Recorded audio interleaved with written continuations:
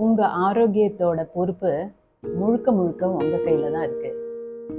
நீங்கள் ஓடி ஓடி சம்பாதிக்கிறீங்க, ராப்பகலாக உழைக்கிறீங்க, சம்பாதிச்சு நல்ல பெரிய வீடு வாங்குவீங்க, காரு வாங்குவீங்க, விதவிதமான ட்ரெஸ்ஸு, நகை எல்லாமே இருக்கும். இதெல்லாத்தையும் நிறைய சம்பாதிச்சிருப்பீங்க. ஆனால் உங்களுடைய ஹெல்த்துக்கு ப்ரையாரிட்டி கொடுத்துருக்கீங்களான்னு ஒரு நிமிஷம் யோசிச்சு பாருங்கள். ஹெல்த்துக்கு ப்ரையாரிட்டி கொடுக்குறது ரொம்ப ரொம்ப முக்கியம். As long as you are moving, இந்த உலகம் உங்களை மதிக்கும்.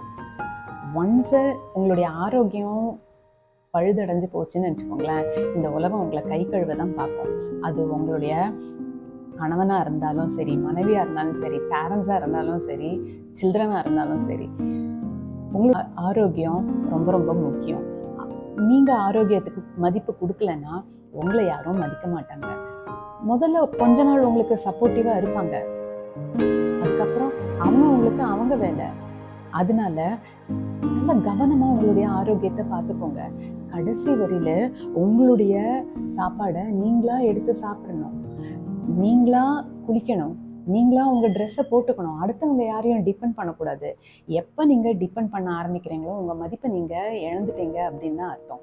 அதனால எந்த சாக்கும் சொல்லாதீங்க, எனக்கு ஆஃபீஸில் எங்கே எனக்கு டைமே இல்லை, ஓடி ஓடி உழைக்கிறேன், என்னுடைய ப்ரொஃபஷன் அந்த மாதிரி, இல்லைன்னா எனக்கு வீட்டு வேலை அந்த மாதிரி. இதெல்லாம் ஒரு சாக்கு தான்.